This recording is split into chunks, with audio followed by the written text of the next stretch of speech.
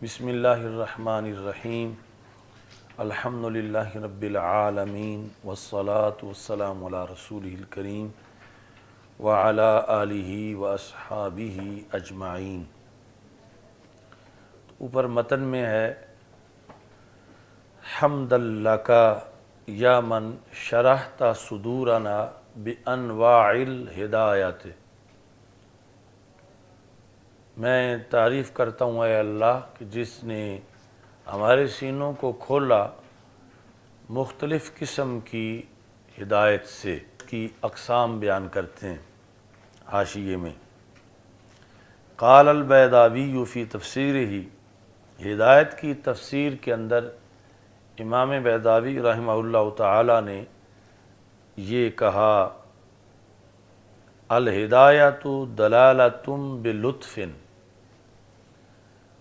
ہدایت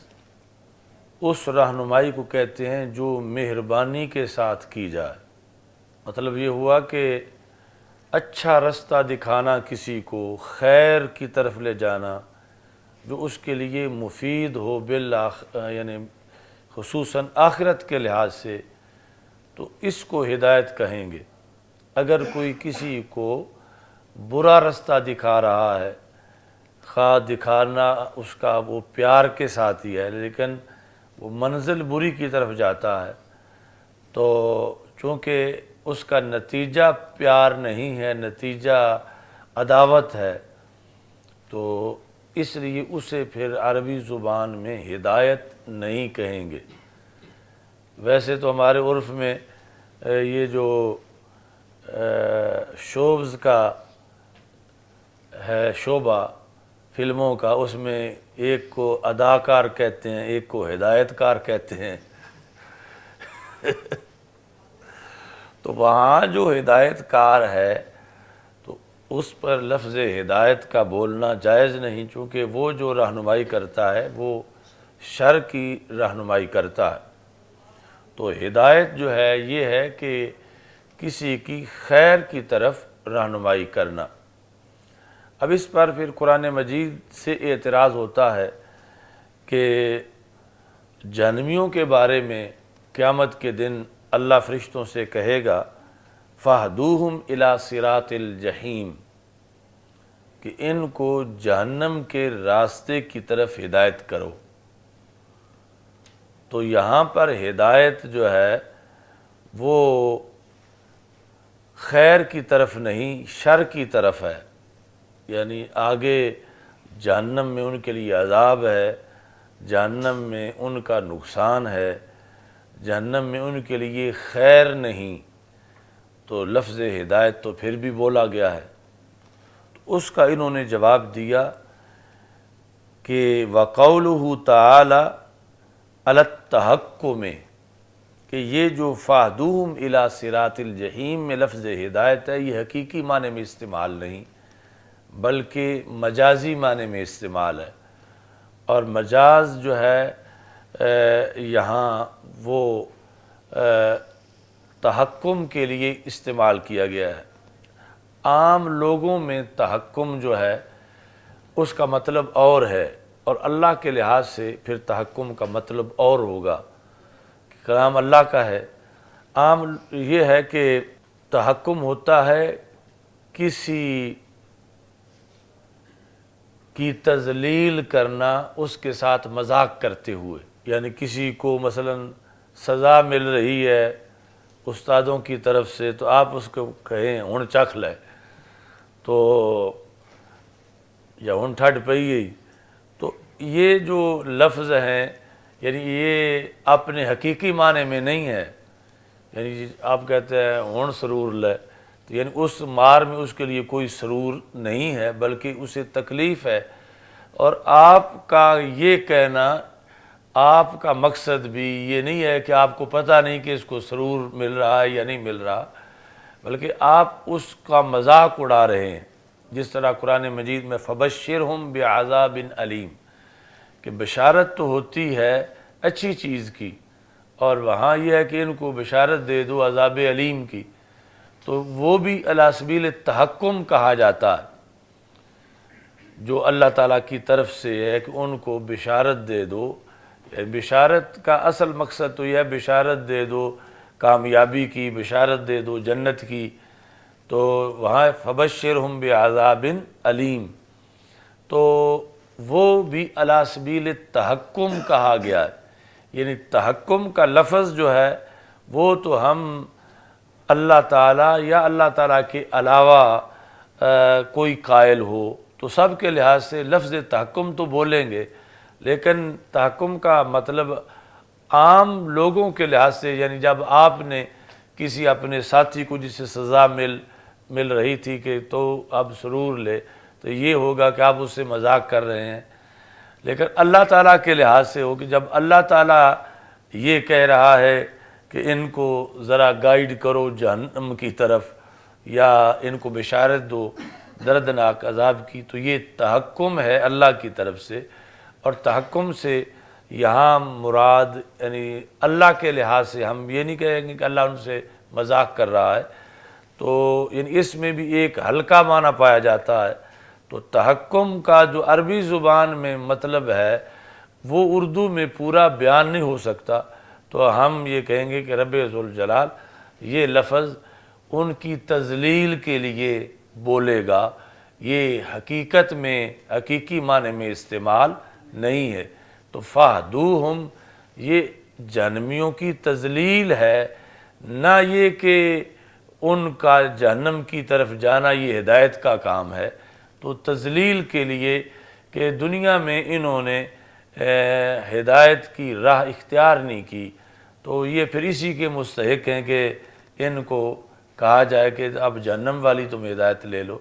تو اس بنیاد پر یعنی اعتراض کا جواب ہوا کہ اعتراض تمہارا تب بنتا تھا جب یہاں فاہدوہم حقیقی معنی میں استعمال ہوتا، تو یہاں ہدایت حقیقی معنی میں استعمال نہیں ہے بلکہ تحکم کے طور پر ان کو یہ کہا جا رہا ہے. تو اس بنیاد پر ہمارے قانون پہ اعتراض نہیں ہوتا. وہ تب ہوتا کہ جب تحکم کے بغیر حقیقتاً ان کو کہا جاتا ہوتا. باقی آگے تحکم کی وضاحت کرتے ہوئے جب اللہ تعالیٰ کی طرف سے یہ ہے تو پھر کہیں گے کہ یعنی ان کی تذلیل کی خاطر انہیں یہ لفظ جو ہے وہ اللہ تعالیٰ کی طرف سے بولے جائیں گے کہ وہ اچھی طرح ذلیل ہوں. اچھا جی، آگے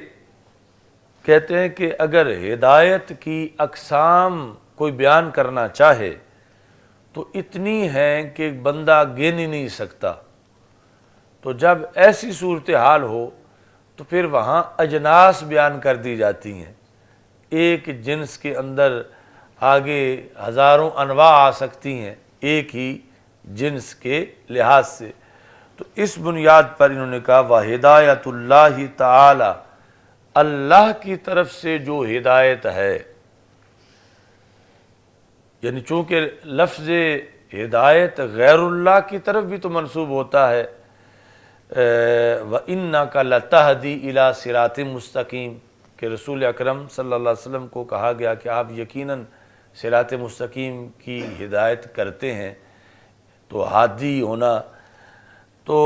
جو اللہ کی طرف جب نسبت ہو کہ ہدایت اللہ دے رہا ہے، تو اس ہدایت کی جو اقسام ہیں وہ کسی شمار میں نہیں آتی. لا یحصیہا عدد، کوئی عدد ان کا احصاء نہیں کر سکتا، ان کا احاطہ نہیں کر سکتا کہ کہا جائے کہ 1,00,000 قسم ہے ہدایت کی، اس سے بھی زیادہ ہیں. یعنی وہاں ایسا عدد ہی نہیں جو ساری اقسام کی کا احاطہ کر سکے. لیکنہا تنحصر فی اجناس مترتبۃ، تو حصر اگر کوئی ہدایت کا کرنا چاہے تو اجناس میں کر سکتا ہے، چونکہ جنس کا دائرہ وسیع ہوتا ہے اور جنس میں ابہام کی وجہ سے بہت زیادہ گنجائش ہوتی ہے کہ اس کے اندر قسمیں سما جائیں. تو اس لیے یہ کہا کہ لیکنہا، لیکن ہدایت تنحصر منحصر ہے فی اجناس مترتبۃ، ترتیب سے بیان کی گئی اجناس کی اندر۔ ان میں سے پہلی جنس، اب یہ تمہارے پورے جمعے کی تقریر بھی ہے، پہلی جنس ہدایت کی یہ ہے کہ اللہ ہدایت دیتا ہے، ہادی ہے۔ افادۃ القوا، قوت کی جمع ہے، ایسی قوتوں کا کسی پر فیضان کر دینا، یعنی ایسی قوتیں دینا، التی بہا یتمکن المرء من الاہتداء الی مصالحہ، کہ جن صلاحیتوں کی بنیاد پر ایک بندے کو اپنے مسالے کی خبر ہو سکے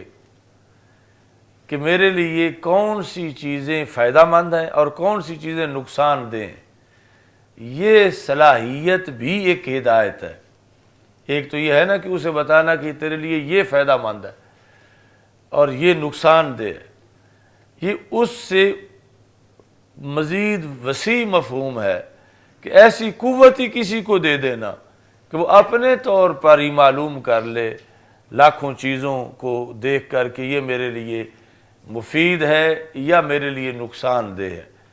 تو وہ قوتیں کسی کو ودیت کر دینا جس سے وہ اپنے نفع نقصان کو اچھی طرح جان سکے،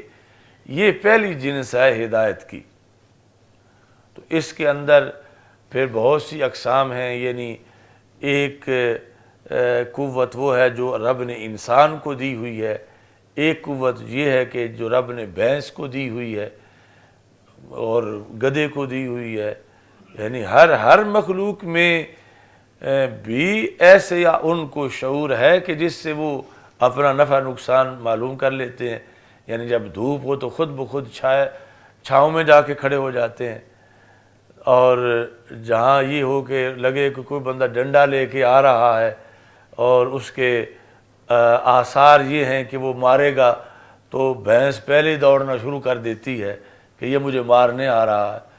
تو اس کے اندر بھی ایسی قوتیں ہیں کہ جس سے اس کو اپنے مسالے کا پتہ چل سکے، لیکن بالآخر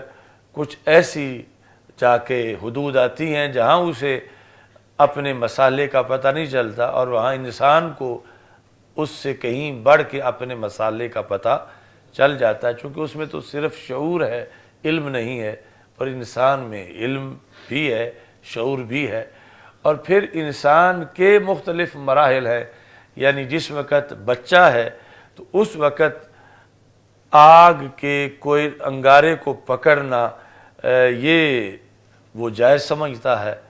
اور اس کو پکڑ لیتا ہے، لیکن وہی بچہ جب عاقل بالغ ہو جائے تو پھر آگ کی معمولی تپش سے بھی بچتا ہے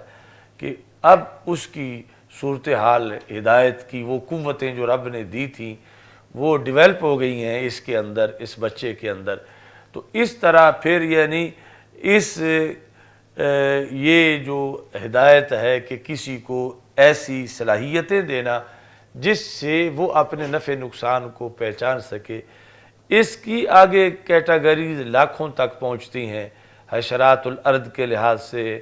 حیوانوں کے لحاظ سے، مختلف چیزوں کے لحاظ سے، انسان کی مختلف حالتوں کے لحاظ سے، پھر پڑھے ہوئے اور ان پڑھ انسان کے لحاظ سے، پھر یہ ہے کہ اگرچہ پڑھا ہوا ہے لیکن اس وقت اس کی کیفیت کیا تھی کہ غصے میں تھا یا غصے میں نہیں تھا، یا اس وقت ارد گرد کا ماحول کیسا تھا، یعنی مثال کے طور پر کوئی دھماکہ ہوا ہے معاذ اللہ تو اب اس کی آواز کی جو فیصلے ہیں وہ متاثر ہوئے ہیں کچھ وقت کے لیے، ہو سکتا ہے کہ وہ اپنے لیے وہ فیصلہ کر لے کہ جو نقصان کا ہے اور اس کو فائدہ اس میں نہ ہو، کیونکہ اگرچہ ذی عقل ہے اور بڑا سمجھدار بھی ہے، لیکن اب جو ہے وہ معروضی حالات ایسے ہیں کہ انسان جو ہے وہ صحیح فیصلہ نہیں کر سکا۔ تو یعنی اس طرح آگے پھر بہت سی انواع بنے گی۔ تو ایک جنس سب سے پہلی جو انہوں نے بیان کی، افادۃ القوا، ایسی قوتیں فیضان کر دینا، ایسی قوتیں دے دینا کہ جن کی وجہ سے انسان من الاہتداء، ہدایت پا لے الا مصالح ہی، اپنے فائدے کی چیزوں کی طرف، کل قوت العاقلات، جس طرح کہ رب نے انسان کو قوت عاقلہ دی ہے، یعنی ایک تو قوت عاقلہ کا دے دینا بیک وقت کروڑوں چیزوں کا بیان انسان کو دے دیا، یعنی ایک دن میں اگر عقل نہ ہوتی اور اللہ کی طرف سے ہی بتانا پڑتا اس کو کہ تو یہ چیز کھا لے، یہ قدم اٹھا لے، اب یہ سفر کر لے، یہ نہ کر، تو یہ بہت لمبا ایک سلسلہ ہوتا، اور اس کے پھر آگے تقاضے مختلف ہوتے، ہو سکتا ہے کہ یہ اس حیثیت میں ہے کہ ایسی ہدایت حاصل بھی کر سکے یا نہ کر سکے، تو اللہ تعالیٰ نے اس کو قوت عاقلہ دے دی کہ جو یہ خود بخود اس کے ذریعے فیصلے کرتا رہے بلکہ اوروں کی بھی رہنمائی کرے، تو یہ قوت عاقلہ دینا اللہ کا بندوں کو یہ بھی ایک ہدایت ہے۔ اب یہ ہدایت کافر کو بھی ملی ہوئی ہے، یہ مومن کو بھی ملی ہوئی ہے، چونکہ عقل تو اس میں بھی ہے، اگرچہ آگے جا کر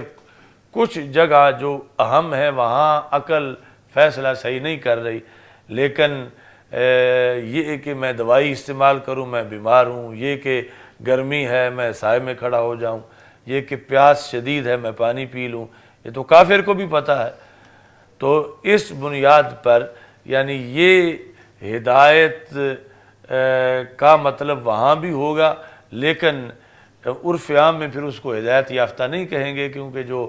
بڑا عقل کا فیصلہ کرنا تھا وہاں اس نے بے عقلی کی ہوئی ہے۔ تو یہ ہے کل قوت العاقلات والحواس الباطنات والمشاعر الظاہرات، باطنی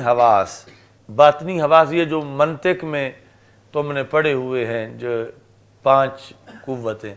یعنی 5 سینسز، حواس ظاہرہ بھی ہیں، حواس باطنہ بھی ہیں، ویسے شریعت جو ہے وہ تسلیم نہیں کرتی ان سب قسموں کو جدا جدا حواس باطنہ، جس طرح منطقی حصے مشترک، وہم، خیال، حافظہ، قوت متصرفہ، یہ جدا جدا تعریفیں ہیں اور ان پر پھر عقل کی قوت مشتمل ہے۔ تو شریعت میں حواس ظاہرہ کو تسلیم کیا گیا ہے،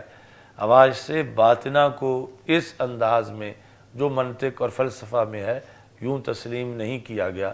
لیکن وہ قوتیں ضرور ہیں انسان کے اندر کہ جہاں حواس ظاہرہ کی رینج ختم ہو جاتی ہے تو حواس باطنہ یا ان پر مشتمل قوت یا جو بھی اللہ کی طرف سے جس قوت کا نام عقل ہے، اس کے ذریعے وہ ان چیزوں کا بھی ادراک کر لیتا ہے کہ جن چیزوں کا حواس ظاہرہ سے ادراک نہیں کر سکتا۔ یعنی ظاہرہ میں ہے سننے کی قوت، چکھنے کی قوت، دیکھنے کی قوت، چھونے کی قوت، اور لمس یعنی چھونا جو ہے، دیکھنا، سونگھنا، تو یہ قوتیں جو ہیں ان کے ذریعے انسان کو ہدایت ملتی ہے کہ مسالے کیا ہیں۔ مثلا سونگھ کے اس کو پتہ چلتا ہے یہ چیز بڑی خطرناک ہے سونگھنے سے، یا یہ بڑی مفید چیز ہے، ہاتھ لانے سے کہ یہ تو بڑی گرم ہے تو میں جل جاؤں گا، ایسے ہی کسی سے سن کر، دیکھ کر، تو یہ سارے جو مشاعر ظاہرہ ہیں، اور پھر جب ان کی رینج ختم ہو جاتی ہے، کیونکہ بندہ دیکھ ایک حد تک سکتا ہے، سن ایک حد تک سکتا ہے، چکھ ایک حد تک سکتا ہے، اور چھو کے معلوم ایک حد تک کر سکتا ہے، تو اس سے کہیں دور تک ایریا بصریہ قوت عاقلہ فتح کیا جا سکتا ہے، یعنی ایسے جو نتائج محض حواس ظاہرہ سے حاصل نہیں ہو سکتے۔ تو اللہ تعالیٰ نے پھر یہ اس کو حواس، قوت عاقلہ، حواس باطنہ اور مشاعر ظاہرہ، اس طرح کی یہ چیزیں جو ہے اللہ نے ودیت کر دیں انسان کو، تو یہ بھی ایک ہدایت ہے۔ اگرچہ اس ہدایت کے کا इतलाक तो काफिर पे भी हो सकता है, लेकिन ये जो इसका अहसन इतलाक है वो मोमिन पर होगा। दूसरी हिदायत, पहली का एरिया था वो इंसान के अंदर था हिदायत का निज़ाम, दूसरा है कि इंसान से बाहर हिदायत के दलाइल नस्ब कर देना। बिला तशबीह व तमसील, यानी एक है बंदे की अपनी आंख सही हो, दूसरा है कि गली में बल्ब लगा हुआ हो। तो ये जो दूसरी किस्म की हिदायत है ये वो यानी कायनात के अंदर जो ऐसे दलाइल हैं कि जिनको देखकर या जिन में गौर व फिक्र करके बंदा भलाई तक पहुंच सकता है, तो रब ने वो भी अनगिनत हिदायत की किस्में ऐसी भी बनाई हैं, यानी जिनस ये है मगर उसके अंदर जो अनवा हैं वो बहुत ज़्यादा हैं। नस्बुद्दलाइल फारिकाते, नस्ब करना ऐसे दलाइल को जो फ़र्क करते हैं, कहाँ बैनल हक़ वल बातिल वस्सलाही वल फसाद, कि ये हक़ है ये बातिल है, इसको समझने के लिए रब ने कायनात के अंदर इंसान से बाहर कायनात के अंदर ऐसे दलाइल जो हैं वो नस्ब किए हुए हैं जिनको देखकर वो हक बातिल का फ़ैसला कर सकता है और सलाह और फसाद का फ़ैसला कर सकता है। यानी ये जो अलबारा तदुल्लु अलल बईर व आसारुल कदम तदुल्लु अलल मसीर फस्समाउ फीही अब्वाबुन वल अर्दु फीहा फिजाजुन अला ला तदुल्लु ज़ालिका अलल लतीफ़िल खबीर, के ये जो आपने नूर अनवार में भी पढ़ा होगा कि किसी ने चरवाहे से पूछा कि कायनात को देखकर हिदायत कैसे हासिल की जा सकती है, तो उसने कहा कि हम जिस वक़्त कहीं जाते हैं किसी जगह चरागाह में और वहाँ हमने होता है कि कोई पहले हमसे भी आया है या ये सब अभी ताज़ा चरागाह है चरने के लिए, तो उसने कहा कि ये हम रहनुमाई मेंगनियों के ज़रिए हासिल करते हैं कि वहाँ अगर मेंगनियाँ पड़ी हैं तो ज़रूर बकरियाँ आई हैं, ये नहीं कि कोई पैक करके वहाँ फेंक आया हो। यानी बकरियों के जाने पर अलबारा तदुल्लु अलल बईर, इसे लेदना जो है वो ऊँट पर दलालत करता है कि यहाँ से ऊँट गुज़रे हैं, और कदम के निशान जो हैं वो चलने वाले पर दलालत करते हैं। तो उसने कहा ये छोटी छोटी चीज़ें जब दलालत करती हैं ख़ास मफ़ाहीम पर, तो इतना खुला आसमान और इतनी खुली ज़मीन ये फिर अपने बनाने वाले पर क्यों नहीं दलालत करते, तो ये भी दलालत करते हैं। तो अब ये है कि वो दलाइल नस्ब किए हैं अल्लाह ने कायनात के अंदर कि जिनको देखने से हिदायत मिलती है, यानी आसमान को जो देखे तो उसको यकीनन अगर हट धर्म ना हो तो दलालत मिलेगी कि ये जिसने पैदा किया वो ज़ात कुदरत वाली है, और फिर ये जो निज़ाम है ये बाई चांस नहीं बना बल्कि एक बड़ी ज़ात इसको चला रही है, जिसकी वजह से वक़्त पे सूरज गुरूब होता है, वक़्त पे तुलू होता है, वक़्त पे बहार आती है, वक़्त पे ख़ज़ां आती है, दिन रात और हवाओं का चलना और हर चीज़ जो है उसके अंदर जो है वो जब वो तदब्बुर करता है तो ये दलाइल फ़ारिका हैं बैनुल हक़्क़ि वल बातिल। तो ये फिर तफसीली बातें हैं यानी तौहीद के मसले के लिहाज से। तो पूछा गया इमाम शाफ़ी रहमतुल्लाह अलैह से कि ये जो इस तरह की हिदायत है कि मुआशरे के अंदर दलाइल नस्ब कर दिए हैं अल्लाह ने, तो आपके नज़दीक इसकी क्या मिसाल है? तो इमाम शाफ़ी रहमतुल्लाह अलैह ने फरमाया कि इसकी मिसाल शहतूत के पत्ते हैं, कि शहतूत के पत्ते अपने मजाज के लिहाज से तो सारे एक जैसे हैं, خواص کے لحاظ سے ایک جیسے ہیں، لیکن ان کو ریشم کا کیڑا استعمال کرے تو نرم ریشم بنتا ہے، شہد کی مکھی استعمال کرے تو میٹھا شہد بنتا ہے، ہرنی استعمال کرے تو اسی سے کستوری بنتی ہے، بکری کھائے تو اسی سے مینگنیاں بنتی ہیں۔ یعنی ویسے اگر اپنے طور پر ان کی کوئی پیداوار ہوتی تو پھر ایک ہی ہونی چاہیے تھی، سب پتوں کا نتیجہ یا سب سے ہی مینگنیاں بنے یا سب سے ہی شہد بنے۔ تو یہ جو جدا جدا اس کی پروڈکشن ہے، یہ یقیناً اللہ کی قدرت کی وجہ سے ہے۔ تو اس سے پتہ چلا کہ یہ بائی چانس کائنات نہیں بنی، اسے قادر مطلق نے جو مدبر ہے اس نے ان حکمتوں کے پیش نظر اس کو بنایا ہے۔ تو امام احمد بن حنبل سے اس سلسلہ میں پوچھا گیا کہ آپ کے نزدیک دلائل فارقہ کیا ہیں؟ تو آپ نے فرمایا کہ مرغی کا انڈا، اس میں اگر بندہ صرف اس میں ہی غور کر لے تو مشرک نہیں رہ سکتا۔ یعنی مرغی کا انڈا بولنے سے پہلے آپ نے اس کو مبہم طریقے سے بیان کیا۔ آپ نے فرمایا کہ ایک قلعہ ہے، اس کے اندر سونا ہے، باہر اس کے چاندی ہے، اور وقت معین پر جب اس قلعے کی دیواروں میں دڑار پڑتی ہے تو اندر سے ایک حیوان برآمد ہوتا ہے جو بولتا بھی ہے، سنتا بھی ہے۔ حالانکہ وہ قلعہ ہوا بند ہے، تو جو اس ہوا بند قلعے کے اندر کسی کو جان دے بھی سکتا ہے اور دے کے برقرار رکھ بھی سکتا ہے، وہ اللہ ہے۔ پھر پوچھا گیا کہ وہ کون سا قلعہ ہے، کہاں واقع ہے؟ تو انہوں نے کہا مرغی کا انڈا ہے، کہ یہ ہوا بند ہے، درمیان میں وہ زردی ہے، ارد گرد جو ہے وہ دوسرا پانی ہے۔ تو یہ ایسی صورتحال ہے کہ جب وقت معین پر وہ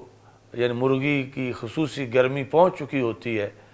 تو انڈا ٹوٹتا ہے، تو اندر سے بچہ برآمد ہوتا ہے، تو وہ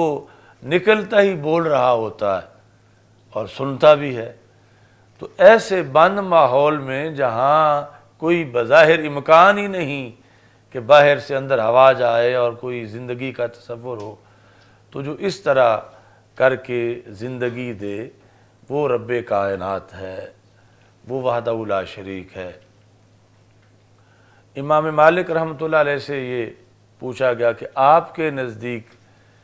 کیسے سمجھا جائے اللہ کی قدرت کو، اور کائنات کی کون سی چیز بہترین طریقے سے بندے کو سمجھا سکتی ہے کہ اللہ ہے اور وہ ایک ہے؟ تو آپ نے فرمایا کہ ہر انسان کے منہ میں جو زبان ہے یہ دلائل میں سے بہترین دلیل ہے اللہ کو سمجھنے کے لحاظ سے۔ تو یہ جو بات ہے، میرے استاد جو ہیں شیخ عبد الکریم محمد المدرس البغدادی رحمہ اللہ تعالی، جنہوں نے تقریباً 60 سال حضرت غوث اعظم رضی اللہ تعالیٰ عنہ کے مزار شریف پہ پڑھایا، اور جب ہم پڑھ رہے تھے اس وقت ان کی عمر صدی سے زائد تھی۔ ان کی کتاب ہے نور الاسلام، یہ سارے فنون کی ان کی اپنی کتابیں لکھی ہوئی ہیں، یعنی منطق میں، نحو میں، تفسیر میں، فقہ میں۔ تو یہ ان کی سیرت میں تصوف کی کتاب ہے نور الاسلام۔ ویسے پوری سیرت انہوں نے عربی اشعار کی شکل میں لکھی ہوئی ہے، تو اس میں انہوں نے یہ ساری مثالیں لکھی ہیں کہ امام مالک رحمۃ اللہ علیہ سے جب پوچھا گیا تو آپ نے فرمایا کہ یہ جو زبان ہے ساخت کے لحاظ سے یہ سارے لوگوں کی ایک طرح کی ہوتی ہے، بناوٹ کے لحاظ سے۔ یہ نہیں کہ پنجابیوں کی اور طرح کی ہو، سندھیوں کی اور طرح کی ہو، یا پھر فارسی والوں کی اور ہو، انگریزوں کی اور ہو، عربی والوں کی اور ہو۔ یہ بناوٹ میں ایک طرح کی ہے، لیکن بچہ جب لاہور بولنا شروع کرتا ہے تو پنجابی بولتا ہے، جس وقت اصفہان میں بولے تو فارسی بولتا ہے، مدینہ منورہ میں بولنا شروع کرے ولادت کے بعد وقت پر تو عربی بولتا ہے۔ تو جو ایک ہی قسم کی زبان سے مختلف بولیاں نکالے وہ اللہ ہے، کہ اس نے یعنی کس انداز میں سب کی تربیت کی ہے اور کن مراحل سے گزار کر وہ ایک زبان کو ایسی چیزیں، پھر آگے کتنا فرق ہے ایک ہی چیز کو، یعنی پانی کو کوئی پانی کہہ رہا ہے، کوئی واٹر کہہ رہا ہے، کوئی ماں کہہ رہا ہے، کوئی آب کہہ رہا ہے۔ تو اس طرح کر کے یعنی یہ بائی چانس کائنات نہیں بنی، اس کی بنانے والے کی پیش نظر بڑی حکمتیں تھیں، اور وہ حکمتیں تام ہیں، یعنی کہیں کوئی مغالطہ نہیں ہے،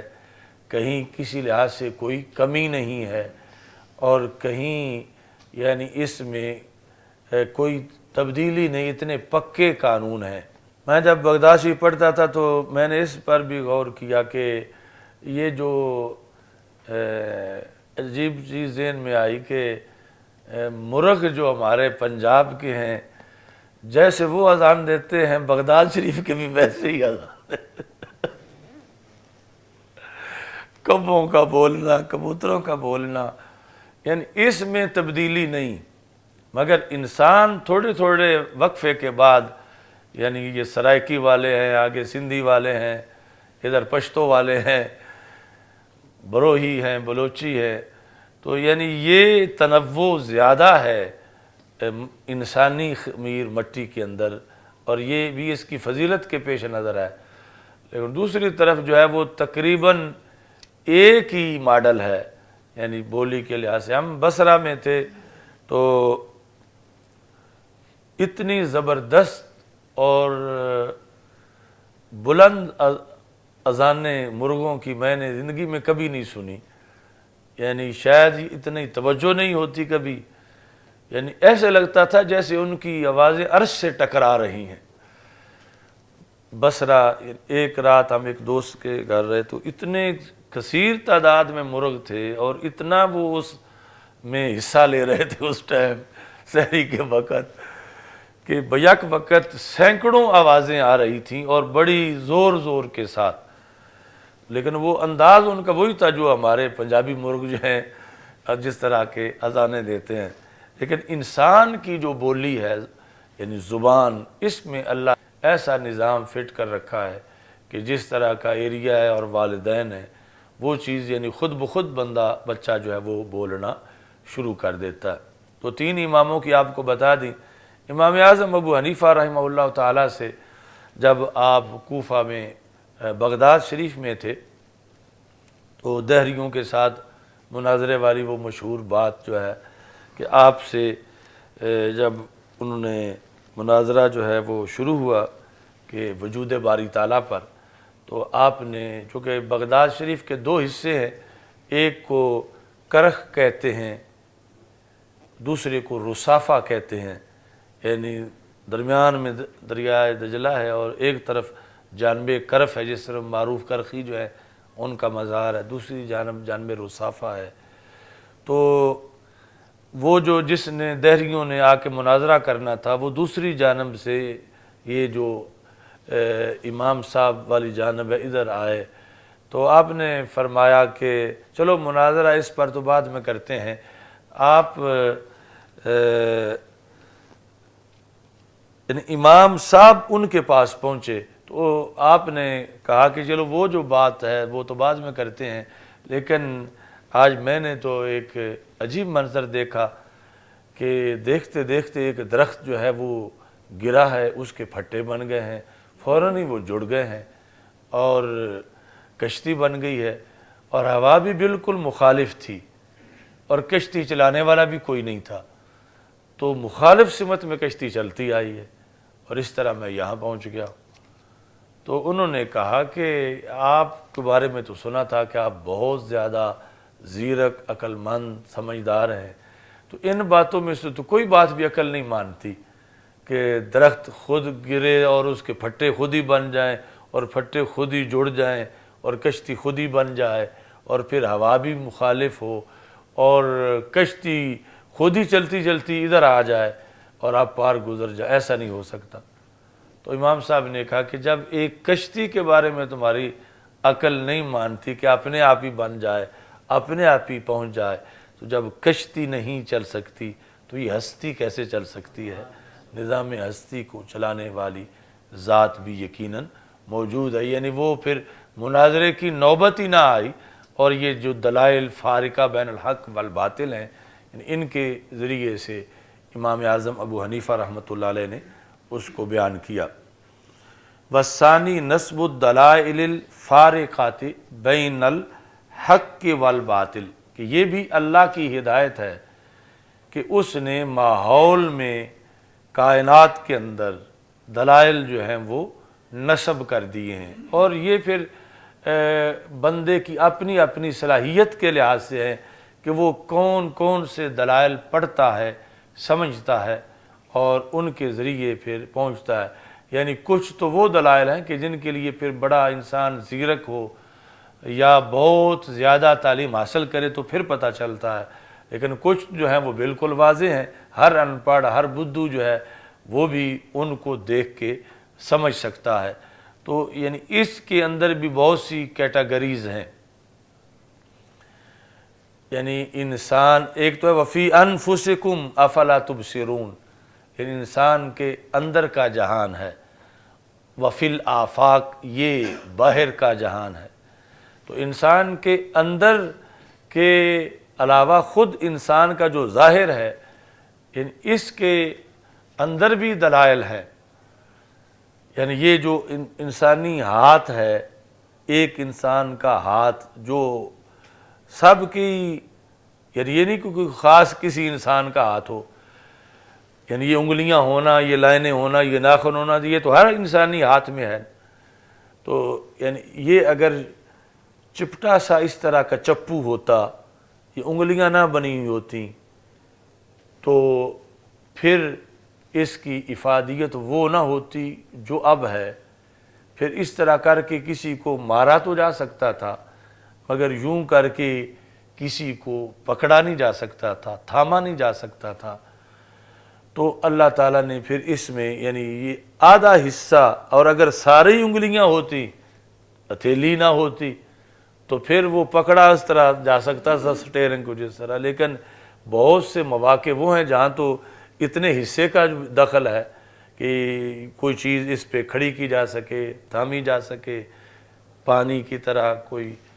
تو اللہ تعالیٰ نے پھر آدھا ہاتھ اس طرح کا رکھا کہ جس سے کوئی چیز نیچے پانی جیسی بھی ٹپک نہ سکے، بلکہ اوپر جو ہے وہ کھڑی ہو،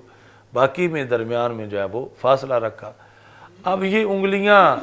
اگر صرف ان میں فاصلہ تو ہوتا، مگر ان میں یہ جوڑ نہ ہوتا نیچے والا، تو پھر بھی اس کا فائدہ تھوڑا ہوتا، یہ اچھی طرح پکڑ نہ سکتی۔ پھر صرف ایک جوڑ ہوتا تو پھر بھی فائدہ نہ ہوتا، پھر دو جوڑ ہے، پھر تین جوڑ ہے، اب جو ہے وہ پوری طرح احاطہ کر سکتی ہے چیز کا۔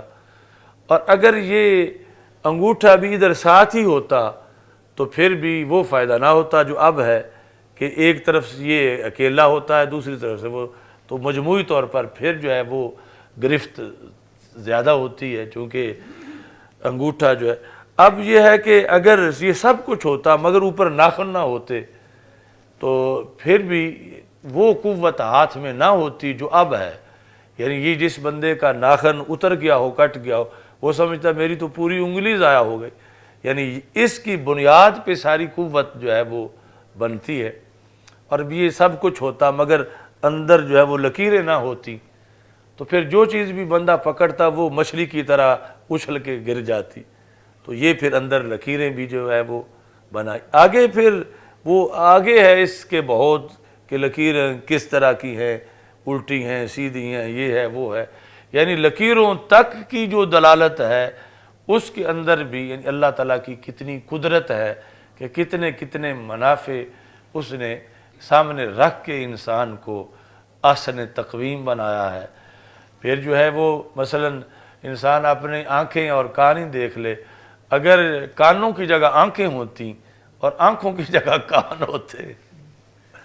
تو یہ بھی تو ایک سٹائل ہو سکتا تھا، لیکن یہ ہے کہ اس میں بڑے نقصانات تھے کہ سنی تو بات کہیں سے بھی جا سکتی ہے مگر دیکھا سامنے سے ہی جا سکتا ہے۔ اب آنکھیں دائیں بائیں جو ہیں وہ دیکھ نہیں سکتے، پھیرنا پڑے گا منہ، لیکن کان سائڈوں پہ بھی ہیں تو سن رہے ہیں۔ تو اگر یہاں آنکھیں ہوتی، یہاں کان ہوتے، تو پھر ہر بندہ ٹکراتا رہتا، کبھی دیوار کے ساتھ، کبھی کسی کے ساتھ، کبھی کہیں گر جاتا، تو کتنا نقصان ہوتا۔ تو یہ یعنی صرف انسان اپنے ظاہر کو ہی دیکھے، باطن تو بھی بڑی دور کی بات ہے، تو اس سے یعنی اس کو یہ پتہ چلے کہ اللہ نے کتنے دلائل نصب کیے ہیں جو صلاح اور فساد کے درمیان فرق کرتے ہیں اور حق اور باطل کے درمیان فرق کرتے ہیں۔ یہ ایک جنس ہے ہدایت کی دلائل فارقہ کے لحاظ سے۔ الحمدللہ رب العالمین والعاقبۃ للمتقین والصلاۃ والسلام علی رسول الکریم۔ استغفر اللہ لا الہ الا اللہ وحدہ لا شریک لہ لہ الملک ولہ الحمد وہو علی کل شیء قدیر۔ اللہم بارک اللہم بارک اللہم بارک اللہم بارک۔ ربنا آتنا من لدنک رحمہ وہیئ لنا من امرنا رشدا وصلی اللہ تعالی علی حبیبہ خیر خلق سیدنا مولانا محمد۔ توحید و رسالت کا نعرہ دنیا میں لگانے نکلے